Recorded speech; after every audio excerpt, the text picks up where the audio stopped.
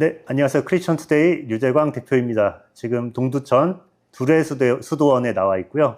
오늘 김진홍 목사님 모시고 탄핵 그리고 대선 전국까지 마무리하는 결산 대담을 진행하려고 합니다. 목사님 안녕하세요. 네, 안녕하세요. 반갑습니다. 네, 목사님. 멀리 와줘서 고마워요. 아닙니다. 목사님, 제가 오면서 보니까 목사님 무슨 일을 하고 계신 것 같더라고요. 예, 농장에 요즘 뭐 바쁘지요. 농장에 어떤 일을? 지금 감자 캐는 시즌이고, 네, 또 들깨 심기, 네. 참깨 심기, 네. 심는 계절입니다. 목사님. 감자는 캐고, 네, 들깨, 참깨는 심고, 네. 그런 일 하다가. 예. 목회도 하시면서 목사님 직접 또 그거를 다.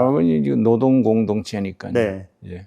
어, 노동을 해서 네. 자립해서 사는 네. 공동체니까. 그렇긴 한데 목사님 그래도 연세도 있으시고 해서. 나이 들어서 일하자. 우리 구호가 네네. 세 가지죠. 네. 늙어서 일하자. 네. 행복하게 살자. 네. 베풀고 살자. 네. 예.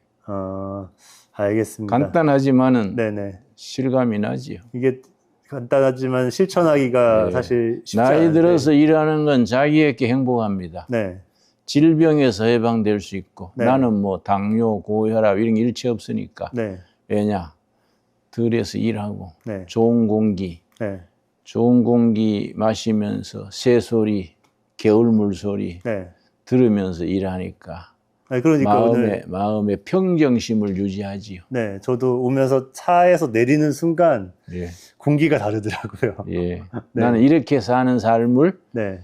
60 이후, 70 이후 네. 사람들에게 강력하게 권합니다. 네. 강력한 추천, 네. 강추합니다. 이렇게 몰라서 그렇지 이렇게 사는 게 굉장히 노후에 심신의 평정심이 있어요. 네. 근데 뭐 어디 병원 왔다 갔다 하시거나 좀 불편하시진 않나요? 그런 면에서? 그거는 이제 기본은 뭐 가까우니까. 네. 그리고 앞으로 또 김문수 전 지사가 네. 추진했던 GTX. 네. 동두천역이 이제 출발점이니까. 그 여기까지. 예, 여기서 되는군요. 시작하니까. 네네. 여기서 강남까지 30분 거리니까. 그건 진짜 놀랍네요. 예, 네. 그런 점에서는 김문수 후보의 업적이 네. 탁월하지요. 제가 지금 강북에서 여기까지 오는데도 1시간 반 넘게 걸렸거든요. 그렇죠. 그게 금요일이라 막혀가지고. 그게 30분으로 단축되니까. 그러니까 이게 뭐 산골짜기라 할 수 없지요. 네. 다행히 여기는 도심의 10분, 15분 거리인데 네. 아주 우거진 산속이니까. 네. 동두천이라고 하면 굉장히 좀 사실 마음속으로는 뭐 거리가 멀 것 같은데. 그렇죠. 막상 오면은 사실 차만 안 막히면은 굉장히 가깝더라고요. 굉장히 난 선택을 잘한 것으로 고맙게 생각합니다. 목사님, 지금 저희가 지난해 12월 초에 비상계엄 사태가 있었고, 그리고 탄핵, 그리고 대선 전국까지 오면서 그야말로 반년 정도의 시간이 폭풍같이 지나갔어요. 그래서 결과에 대해서는 사실 좀 심경이 복잡하지만 어찌됐건 저희가 목사님께서도 목회자분들 중에 가장 적극적으로 목소리를 내신 분들 중에 한 분이시고, 저희도 기독교 언론 중에 좀 이 사태에 대해서 좀 제일 적극적으로 목소리를 내온 언론으로서 좀 이 사건을 역사적인 의미를 좀 종합하고 좀 정리하는 시간이 필요하겠다 해서 저희가 오늘 목사님 모시게 됐어요. 그래서 먼저 지난 대선 이후에 좀 어떻게 좀 시간을 보내셨나요? 어쨌든 바람직하지 못한 현실에 대해서 좋은 세상 만들기 위해서 나나 크리스천 투데이나 최선을 다한 것에 대해서는 자부심을 가지지요. 저도 최선을 다했습니다. 내 자리를 벗어나서 보다 나은 나라, 좋은 세상 만들기 위해서 내가 생각하는 신념, 정치적 성향 따라서 최선을 다한 것에 대해서는 긍지를 가지고요. 결과가 뭐 원하는 대로 안 된 것에 대해서는 시대의 흐름이 있고 또 어쨌든 국민들의 선택이 있으니까 뭐 그걸 우리가 넓은 열린 마음으로 받아들여야지요. 네. 그러나 부정선거에 대해서는 그냥 넘어갈 일이 아니라고 생각합니다. 네. 아니, 저도 그 말씀을 짚고 싶었던 것이 네. 사실 우리가 정말 객관적이고 공정한 결과가 나왔다면은 거기에 대해서는 승복을 해야 되는데, 물론 이것이 뭐 단정지어서 말할 수는 없겠지만 이번 선거 과정에서도 특히 사전투표 과정에서 너무나 잡음들이 많았고, 그래서 선관위원장이 공식 사과하는 일까지 있었고, 그리고 국제선거감시단까지 와가지고 좀 돌아가는 일들에 대해서 굉장히 좀 부정적인 논평들을 했잖아요. 여기에 그것이 대해서. 사과로 끝날 일이 아니지요. 네. 대한민국 헌법 제1조는 네. 대한민국은 민주공화국이다. 네. 2조는 대한민국의 주권은 국민으로부터 나온다. 네. 그 국민 주권이 선거를 통해서 나타나니까. 그렇죠. 근데 그 선거를 부정한다는 것은 옛날로 말하면 역적이죠. 네. 옛날 역적은 삼족을 멸할 정도로 했지 않습니까? 민주주의 사회에서 선거를 부정한다는 것은 역적입니다. 역적. 그걸 그냥 짓고 뭐 사과로 끝날 일이 아니지요. 네. 예. 이게 비유를 하자면 예. 이제 한밤중에 우리 집 대문이 활짝 예. 하루 종일 열려 있었는데 거기에 대해서 이제 문단속을 해야 될 사람이 문단속 잘못해서 미안하다 이렇게 얘기하면서도 근데 집 안을 들여다보지도 않고 근데 도둑 맞은 건 없으니까 걱정하지 마라 이렇게만 얘기하면 사실 거기에 대해서 승복할 사람은 없잖아요. 그건 안 되지요. 네. 네. 그거 선거 부정에 대해서는 네. 그냥 뭐 사과받고 넘어갈 문제는 아니지요. 네, 그래서 어떤 우리 국민적 차원에서 네. 액션이 있어야 되지요. 저도 네. 이제 이번 선거 때 내가 원하는 후보를 위해서 많이 네. 찬조 연설도 했는데 선거법 위반으로 경찰서 5군데에서 오라더라고요. 네. 그런 거는 철저히 고발하고 그렇죠. 선거관리위원회가 하여튼 나한테 5 광주경찰서, 남대문경찰서, 뭐 군포 뭐 한 5군데로 고발해서 내가 지금 열심히 가서 얘기하고 있어요. 하는데 그런 건 그래 하면서 선거 자체를 부정을 하는 것은 네. 선거관리위원회나 당사자들이 그거는 아주 쉬운 말로 벼락 맞을 놈들이죠. 예. 아니, 그러니까 뭐 도둑 맞은 게 없나 주인이 한번 살펴보자 하는데 그걸 못하게 하고 있어요. 계속. 체계적으로 조직적으로 어떤 국민적 저항이 있어야 될 걸로 압니다. 네. 그리고 어쨌든 우리가 윤석열 전 대통령의 비상계엄이 네. 국민들을 계몽한 효과는 있었는데 결과적으로 이재명 정권이 탄생하게 됐어요. 그래서 나는 윤석열 대통령에 대해서 뭐 인격적인 그런 문제는 언급 안 하고 네. 단지 그 계엄령을 내린 그 타이밍 네. 그거라고 그 어떤 의견을 수렴해서 네. 하지 못한 그 점에 대해서 상당히 정치적으로 미숙하지 않았나. 네. 그 계엄령이 좀 더 분위기가 성숙된 뒤에 네. 계엄령을 내리든지 어떤 나름대로 그 국민적 합의를 거쳐서 내렸어야 하는데 네. 너무 뜬금없이 부적절한 시기에 내려서 본인도 참 고생하고 네. 우리도 그 뜻에 대해서 공감해서 많이 활동했지만은 네. 상대방에 대해서 틈을 줬으니까 네. 그건 상당히 아쉬운 일이지요. 그러니까 그러나 그렇게 물러난 사람에 대해서 뭐 그렇게 부정적인 평가하는 건 안 좋고 네. 아쉽다는 정도로 얘기해야지요. 그러니까 지금 시점에서 저희가 보자니 이제 그 취지와 심정은 이해를 하지만 좀 전략적으로 약간 아쉬움이 있지 않았나. 미숙했죠. 네네. 미숙했고 타이밍이 안 좋았고 네. 방법도 안 좋았고 네. 그만큼 그 사람의 정치적 역량에 한계가 있지 않았나. 네. 말하자면 준비 안 된 채 대통령이 되지 않았을까. 네. 그러나 그분 본인은 열정 있고 훌륭하더라고요. 네. 네, 상당히 그 책임감도 있고 열정도 있습니다. 네. 그러나 그런 판단은 옛날 삼금시들처럼 오랜 민주화 운동에서 다져지지 못한 점은 뭐 그분이 그 어른의 한계겠지요. 네. 예.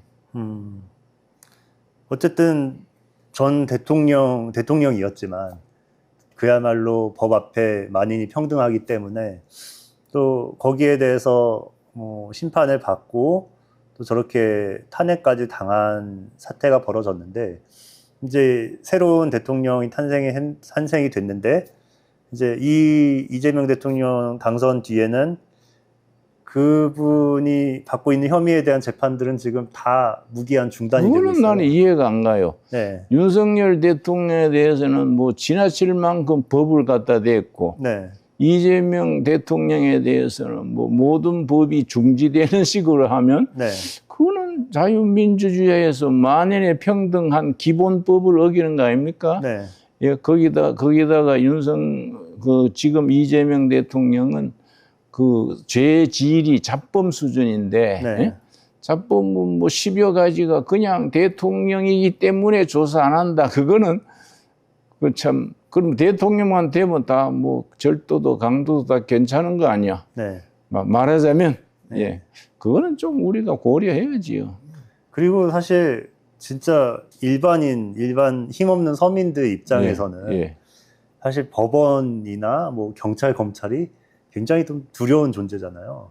그리고 목사님도 지금 재판 뭐 이제 조사 받고 계시고 하지만 선거법 위반 때문에 어제 그제도 남대문 경찰서 갔다 왔고 다음 주는 또 광주 경찰서까지 가야 돼요. 그러고 또 월요일은 군포도 가야 되고. 그게 이쪽으로 이첩이 안 되나요? 예, 글쎄, 뭐 하여튼 오락하더라고요. 5군데에서 고발이 들어왔어요. 그거 철저히 선거관리위원회에서 하잖아요. 근데 자기들은 선거관리를 거의 안 했잖아요. 그러니까 우습지요. 그지? 참 내가 나이 84살인데 이번 주가 이제 84살 생일이 6월 18일이에요. 84년 살면서 경상도 사투리를 가짜는 거지. 그지요? 우습고 가짜는 거지. 살다가 오래 사니까 별꼴을 다 당하네. 아니, 그리고 사실 우리 같은 입장에서는 뭐 경찰이나 또 법원 판사가 뭐 불렀는데 안 가면 혹시라도 재판에 불리할까봐 어떻게든 시간도 안 늦고 정확히 가려고 하잖아요. 근데 그냥 뭐 뭔 일이 있어서 못 간다 뭐 이런 식으로 계속 시간도 지연하고. 그러니까 법계가 난장판이 된 거지요. 그러지요? 네. 그 국민들이 한숨 쉬잖아요. 그런데 거기에 대해서 그렇게 하는데도 49%가 찍었다는데 문제가 있지요. 그래서 내가 누가 나한테 묻길래 우리 국민이 좀 더 고생해야 되지 않을까. 응? 나는 그래 본다고. 성경에 민수기 있지요. 광야 40년간 안 할 고생을 했거든요. 홍해 바다는 건넜는데 요단강 건너기 전에 거기 400km요. 시내 반도가, 시내 사막이. 그 400km를 40년 걸렸지요. 왜냐? 그릇된 판단, 그릇된 사고방식 때문에 빙빙 돈 거요. 우리나라가 아직은 요단강 건널 준비가 되지 않았지 않나. 그런 생각을 합니다. 이제 이재명 대통령에 대해서 강하게 비판을 해 오셨고 지금까지도 이렇게 하고 계신데 어쨌든 그가 대통령이 된 상황에서 또 나라를 위해서는 그가 정치를 잘 해줘야 되잖아요. 그래도 최소한도 해야지요. 그것도 하려고 노력 안 하겠습니까? 어떤 정치를 해줬으면 좋겠다 이런 바람이 있으신지. 우리는 민주주의 기본 원칙이 5가지 있지 않습니까? 정치적으로 자유민주주의, 경제적으로 열린 시장, 자본주의, 사회적으로 복지사회, 그리고 인간에 대해서 인권 존중, 또 법치. 우리나라가 법치가 많이 흔들렸지 않습니까? 법치가 흔들렸기 때문에 지금 대통령 자리에 앉을 수 있었지 않았나. 그러나 본인은 법을 지키는 대통령이 되었으면 좋겠어요. 그렇지요? 법 질서를 세우는 그것도 이제 사법부가 제구시를 해야지요. 그러니까 우리나라에 나처럼 농사 짓고 산골짜기에 사는 사람들은 순수해요. 그런데 이 공부한 먹물들이 그지요? 뭐 고시 공부하고 뭐 높은 자리에 있는 사람들이 그런 기본 도덕성, 기본 윤리가 없더라고요. 그래서 희한한 나라다 그런 생각이지요. 이제 이재명 대통령이 과거부터 쭉 해왔던 뭐 주장이나 이런 언행들을 봤을 때 특별히 좀 걱정되는 부분이 외교 노선 부분인데요. 좀 반미, 반일, 종북, 종중 이쪽으로 가는 거 아니냐 이런 우려들이 많은데 어떻게 목사님 보시는지? 그 걱정을 많이 하는데 다행히 네. 친중, 친북 성향이 있기 때문에 걱정을 하는데 다행히 중국이 내려앉고 있잖아요. 네. 북한이 거의 종말적인 단계에 와 있잖아요. 그러니까 친중, 친북 하려고 그래도 상대편이 종이 입장도 맞들어야 되는데 그게 안 되지 않습니까? 네. 그러니까 우리는 대한민국의 생존을 위해서는 친미, 친일, 자유세계하고 연대할 수밖에 없어요. 네. 국가적인 다행이지요. 왜냐? 친중하려고 해도 중국이 지금 내려앉고 있지 않습니까? 북한은 거의 마지막 숨 고르는 시기니까 그래서 친중, 친북 하려고 해도 잘 안 되지요. 예. 많은 분들이 걱정하시는 게 홍콩처럼 되는 거 아니냐. 예, 그렇게 될 단계는 지났다고 봅니다. 네. 다 거듭 말씀드려서 중국 자체가 사회주의 정권의 막다른 골목에 와 있으니까 대한민국을 뭐 이끌어갈 만한 그런 역량이 안 돼요. 다행스러운 일이죠. 네. 근데 지금 뭐 새 정부의 그 점에 대해서 국민들이 너무 걱정 안 해도 네. 시대의 흐름이라는 게 있습니다. 그걸 시대 정신 그래요. 네. 그 이제 헤겔이 이제 역사 철학이라는 데서 어느 시대나 그 시대를 이끄는 시대 정신이 있다. 독일어로 짜이트 가이스트예요. 네. 그 시대 정신을 구현하는 지도자가 성공하는 지도자다. 헤겔의 얘기인데 시대 정신이 친중 친북은 흘러간 가요와 같아. 그러니까 이제 어쩔 수 없이 친미, 친일, 자유세계 연대를 강화하지 않으면은 정치하는 사람도 국민도 나라도 생존이 안 되니까. 네. 예, 그게 시대 흐름에 뭐 안심해도 괜찮다고 봅니다. 근데 이 인해 전술이라는 게 있잖아요. 예. 그러니까 우리가 뭐 중국으로부터의 이민이나 이런 걸 너무 오픈해 놨을 때 계속 이제 중국에서 사람들이 몰려와서 그런 거는 기본이니까. 네. 국민의 여론으로 막을 수 있지요. 네. 예. 이제 새 정부의 핵심 인사들 뭐 아직 다 진행된 건 아니지만 네, 네. 이것도 지금 너무 친북, 친중 코드로 채워지고 있는 거 아니냐. 그러나 네. 우리가 염려하는 것보다는 괜찮을 걸로 생각합니다. 네. 예. 이재명 대통령이 뭐 과거 성남시장 시절부터 이분의 대표적인 정책이라고 해야 될까요? 주장이라고 해야 될까요? 이제 소위 뭐 재난지원금이라든지 이런 명목으로 이제 전 국민에게 뭐 얼마씩 주자. 이런 것들을 굉장히 이분은 뭐 자주 이야기하고 또 실행을 하려고 하는 분인데 좀 이런 것에 대해서는 어떻게 보시나요? 그거는 이제 그 힘겹게 대통령의 권력을 얻기 위해서 방편으로 그런 말을 했을 수도 있고 네. 재난을 당한 뒤에 재난 지금이 나가야 되지 미리 뭐 재난도 안 당했는데 인기 얻으려고 돈 푸는 거는 할 수 없지요. 그렇게 네. 하면 정부가 실패할 거니까 못 하지요. 예. 그런 성향이 있다 그래서 우리가 뭐 아르헨티나, 베네수엘라나 그리스처럼 그래 될 단계는 한국이 그만큼 나쁘진 않다고 봅니다. 네. 네, 이런 것들이 결국 우리 다음 세대에게 빚을 떠넘기는 거고 그렇죠. 예. 사람들의 근로 의욕을 꺾는 거잖아요. 차제에 좀 언론계가 네. 조금 방향을 수정할 수 있었으면 네. 그렇게 되면 좋은 수학이지요. 네. 그동안 언론이 지나치게 편향돼 있었잖아요. 네. 그런데 이런 지금 정부가 진행되는 과정에서 언론이 좀 제 페이스를 찾을 수 있으면은 네. 그나마 큰 수확이 아니겠나. 그러고 지금까지의 그 사법부 여러 기관들이 좀 네. 제 페이스를 찾아서 네.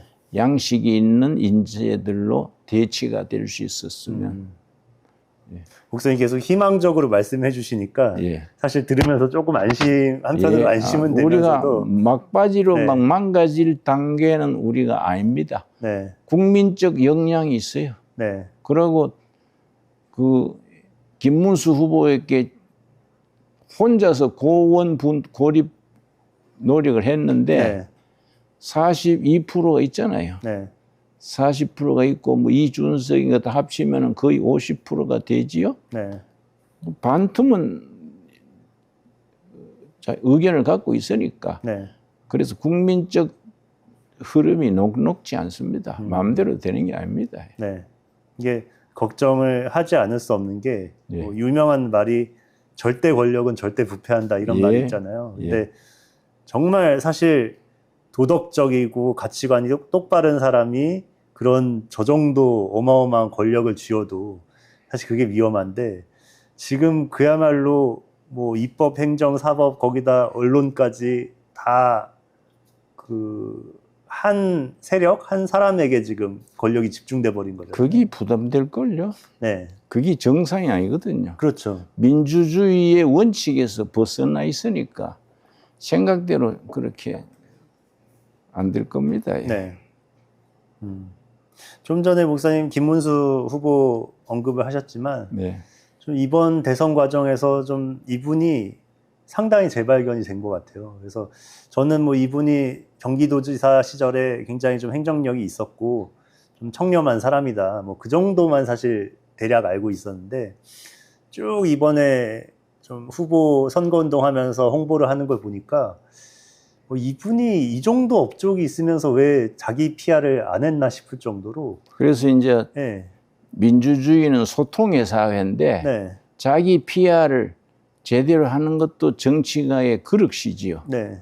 아무리 좋은 일을 해도 그냥 침묵하고 있으면은 국민들이 그걸 모르고 안 좋은 사람이 그 자리에 들어올 수 있으니까 그렇죠. PR은 하나의 정치인의 책임입니다. 네. PR이란 건 쉽거든요. 피가 나도록 알리는 게 PR이거든요. 네. 그러니까 김문수 후보가 그 점에서 많이 소홀히 했다는 게 그 자체도 역량 중에 한 결함이지요.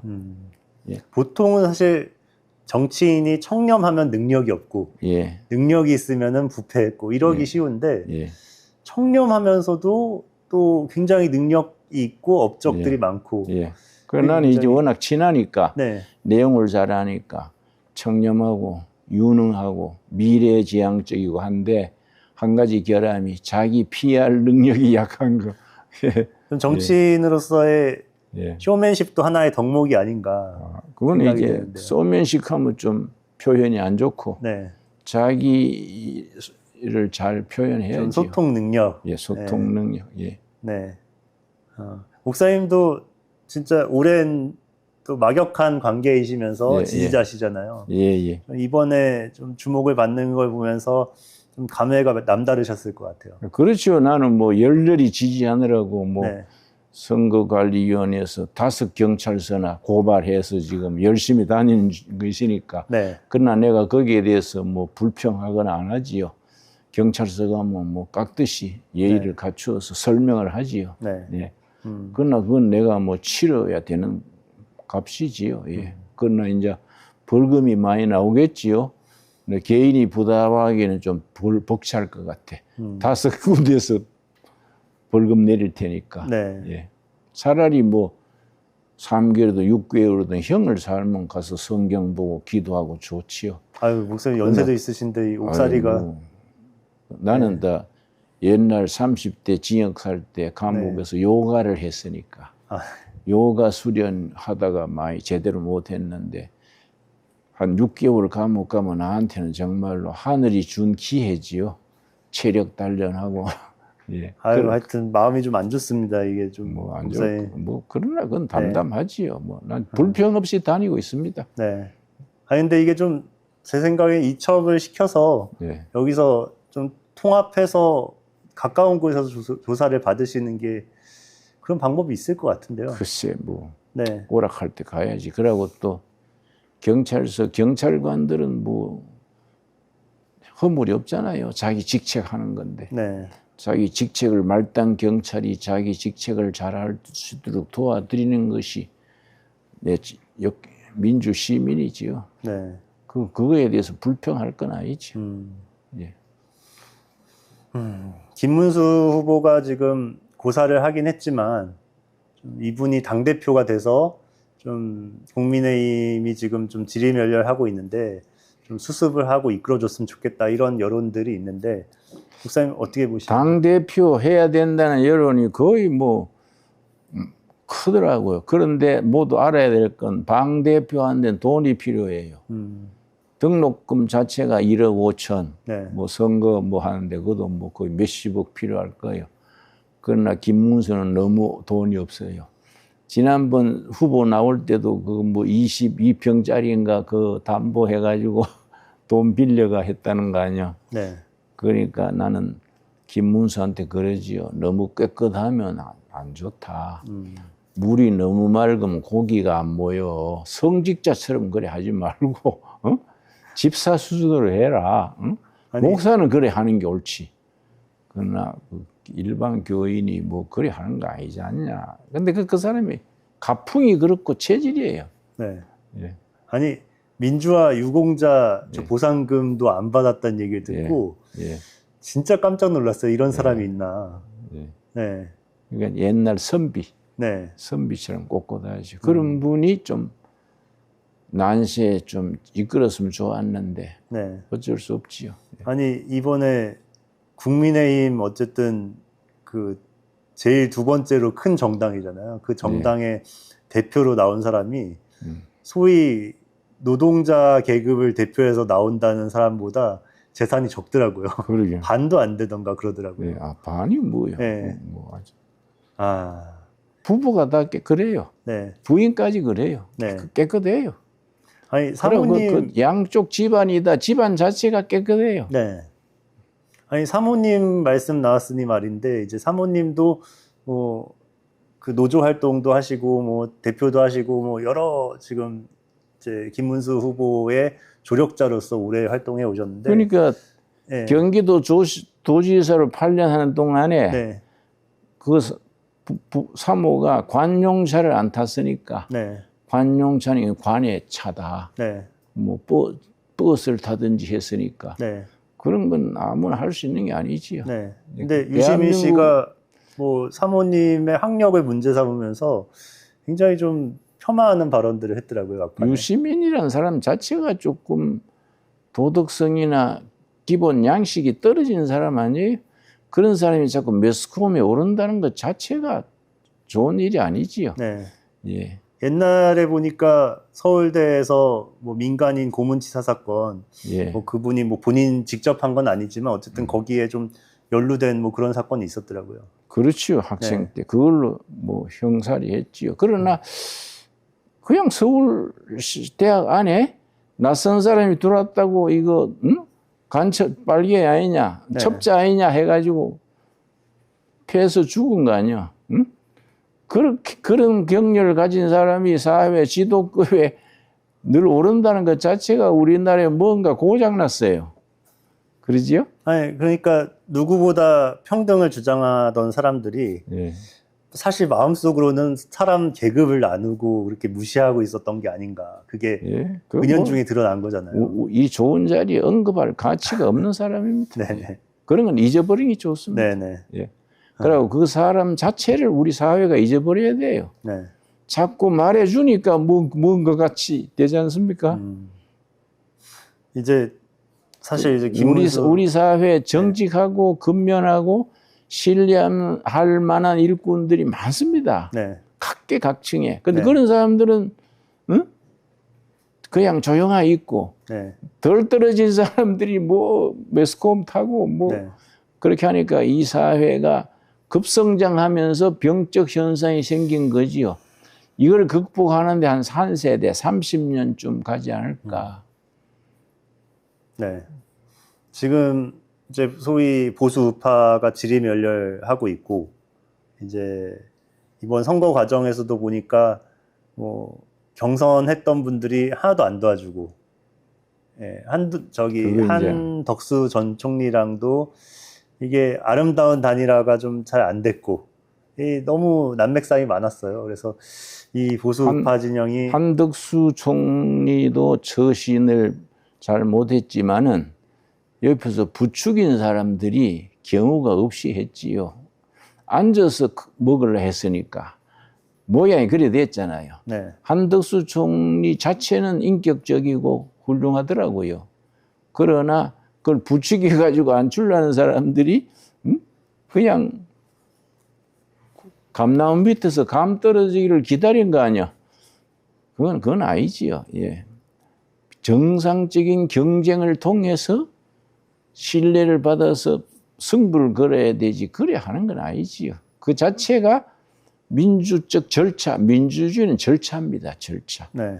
절차가 잘못되면 그게 병든 민주주의입니다.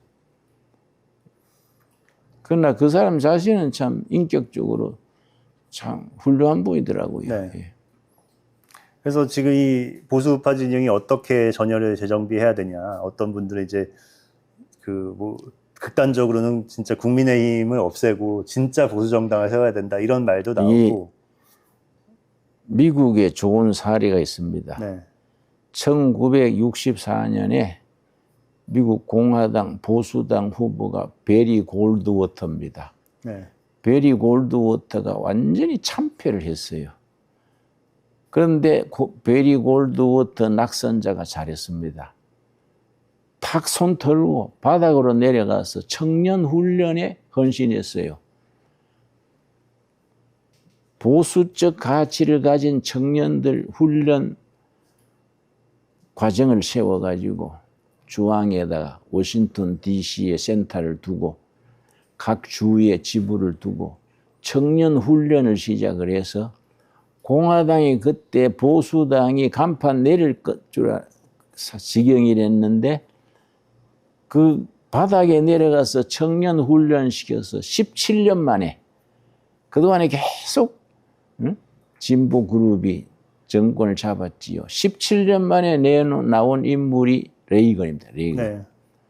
네. 17년간 미국의 보수 세력이 은인자중하면서 사람을 키운 거예요. 네, 한국 보수 세력의 치명적인 약점이 사람을 키우지 않았습니다. 예.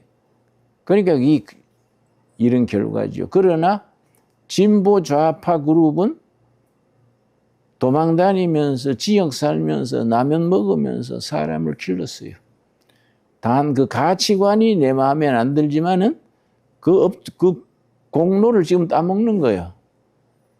그러니까 보수 애국 세력도 그걸 감안해야죠. 베리 골드워터의 그 과정도 생각해야 되고 우리가 인재를 키우지 않았던 것에 대해서 반성해야 되고 네. 지금은 여러 소리 하지 말고 바닥에서 청년 세력들을 키워야 됩니다. 예. 목사님 뭐 계속 사실 조사받는 얘기를 하셨지만 어떤 결심으로 사실 이렇게 좀 고소가 들어올 걸 예상을 하셨잖아요. 아, 그렇죠. 네. 예. 어떤 결심과 각오로 그렇게 하셨는지. 아, 나는 뭐 선거법 뭐 이런 것 때문에 말 조심할 수 있는 스타일이 아니야. 네. 그 자리에서 해야 될 말은 하는 거예요. 네. 그러나 선거법 저촉은 다음 단계고 네. 그건 내가 어디까지나 내가 했는 말에 대해서 행동에 대해서 내 책임을 지는 거예요. 네. 그게 뭐 벌금이든지 징역이든지 뭐이든지 뭐 집행유예든지 감수하는 거야. 근데 거기 불평 없어요. 그래서 경찰서 오락하면 예약하고 열심히 가요. 열심히 가서 내가 깍듯이 예의를 갖추어서 설명 다 해요. 네. 예. 이제 2군데 했네요. 3군데 남았어요. 아이고. 이게 한 군데에서 여러 번 부를 수도 있을 텐데요. 그래도 뭐 터놓고 얘기하니까 네. 뭐 그러면 이제 그게 검찰로 넘어가지요. 네. 검찰에 또 여러 번 하겠지요. 네. 그러니까 뭐 5군데니까 검찰까지 가면 뭐 한 10몇 번 가야겠지요. 아이고, 걱정입니다. 그건 뭐 내가 네. 유신헌법 때부터 그거는 이력이 난 거이니까 네. 그런 거에 대해서 불평하고 부담 가지면은 네. 그 어떤 필요할 때 액션을 못 해요. 네.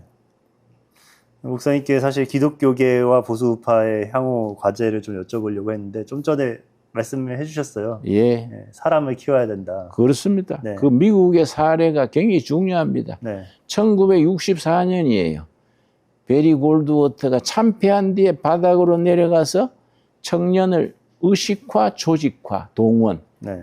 그 과정을 거쳤어요. 그 17년 만에 등장한 것이 보수계의 레이건입니다. 레이건. 네. 레이건이 등장해서 소련을 꺾고 미국을 궤도에 올렸지요. 예. 목사님께서도 이제 그 일을 하시려는 거죠. 다행히 우리가 친북 세력 주사파라 그래서 북한이 우리를 접수하거나 남한이 북한화될 수 있는 단계는 지나버렸습니다. 왜냐?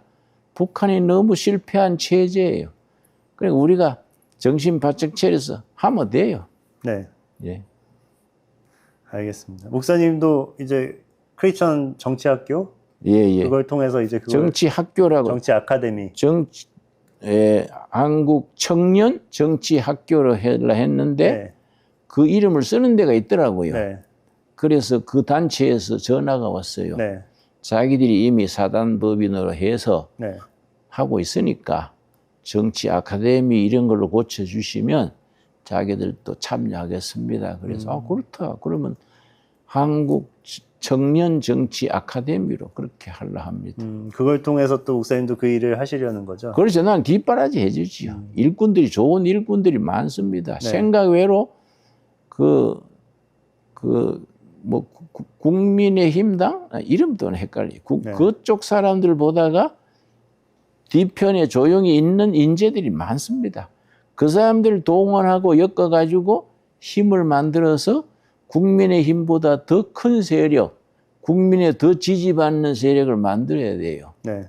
다행히 이번 윤석열 대통령 계엄령 이후로 정말 하늘이 도우사 깨어난 것이 2030 세대입니다. 이거는 폭발력이 있어요. 네. 이거는 잠재력이 대단합니다. 이걸 우리가 뭐 어른들이 가르쳤습니까? 자기들 속에 자발적으로 나온 거예요. 그러나 40, 50 세대는 이미 정교조, 민주노총 그 영향력 속에 있어가지고 좀 부진하더라고요. 그러나 20, 30, 10 세대들은 달라요. 자기 주관이 분명해요. 네. 그 사람들을 조직화해야 돼요. 그래서 아카데미를 통해서 훈련을 중앙에서 하면 안 됩니다. 제주도에서 강원도까지 지역별로 훈련시키고 강사를 길러가지고 그리고 교재를 만들고 이미 좋은 교재들이 나와 있습니다. 이시천 교수 저서라든지 이충근 교수 저서라든지 좋은 교재들이 많이 있습니다. 그런 걸 가지고 청년들을 학습시키고 좌파는 옛날 농활이나 이런 거 하면서 막 그룹 만들어가지고 했지 않습니까? 네. 그걸 우리가 보수는 누리는데 바빴지 그런 걸 안 했어요. 안 했으니까 내가 이번에 해보니까 한심하더라고요. 야, 어떻게 이렇게 속 빈 강정처럼 그럴까? 네? 그렇다고 뭐 그 비판하면 누워 춤밖에 아닙니까? 네. 그렇지요? 지금은 동지와 적을 구분해야 될 때거든요. 동지들을 격려하고 결속하고 훈련하고 조직화하고 그러고 뭐 어떤 재벌이 돈 많은 사람이 100억 내고 이런 시대는 아니에요. 개미군단으로 네. 5,000원씩 10,000원씩. 그 나는 청년 정치 아카데미를 해도 청년들은 한 달에 1,000원, 어른 성인들은 10,000원. 그렇게 회비를 내 가지고 해야지 뭐 누가 부자한테 가서 뭐 몇십억 지원해 주십시오. 그런 단계는 아닙니다. 네. 그러고 그건 힘이 없어요. 왜냐? 관에서 그걸 족치면은 그 사람은 꼼짝 못 해요. 그렇죠. 그러나 뭐 1,000원, 10,000원 내는 걸 누가 족쳐?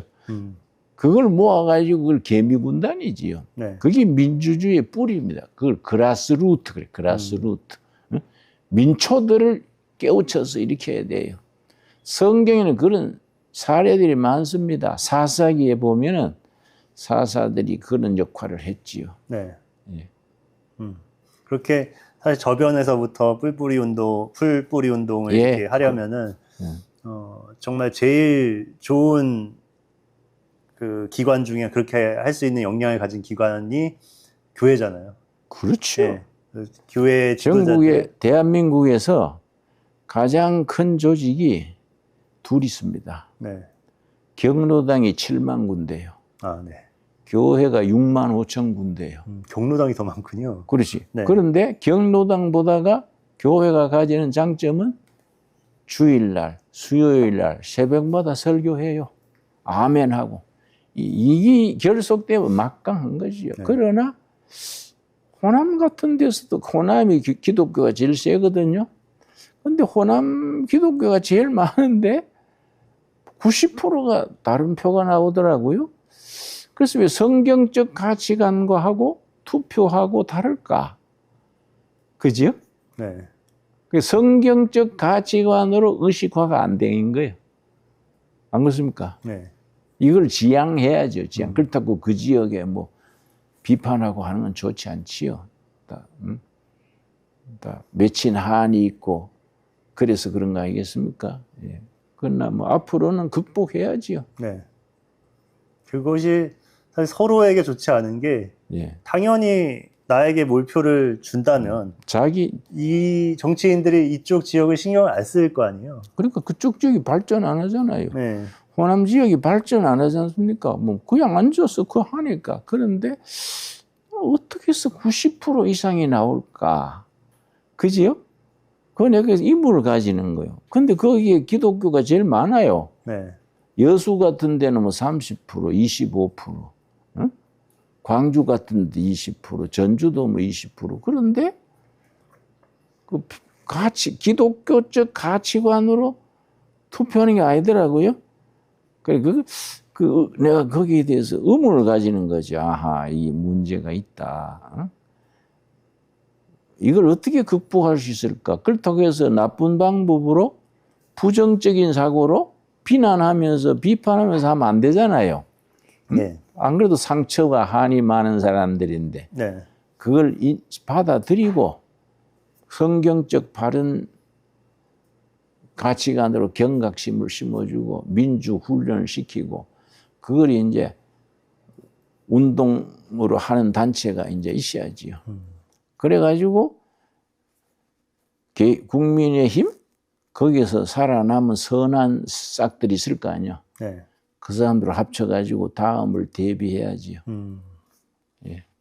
그리고 우리가 국민의힘 국회의원들도 사실은 100석 넘는 정당이 그렇게 지리멸렬할 일이 아니거든요. 네. 그거는 직무유기지요. 그러나 그 사람들 자꾸 뭐 비판하고 해봐야 아까 말했듯이 누워 춤 뱉기고 다 품으면서 극복을 해야 될 대상이지요. 네. 알겠습니다, 목사님. 뭐 제가 준비해온 질문은 다 드린 것 같은데요. 예, 뭐 기독교인들이나 또 국민들에게 마지막으로 좀 하실 말씀 있으실까요? 힘내자는 생각, 힘냅시다. 힘냅시다. 네. 응? 힘내면은 그 윈스턴 처칠이 얘기했어요. 처칠. 2차 대전 때 히틀러로부터 영국을 구하고 자유세계를 구한 실패한 정부는 기회에서 위기를 본다. 네. 성공한 사람, 성공한 체제는 위기에서 기회를 본다. 네. 아주 좋은 말이야. 네.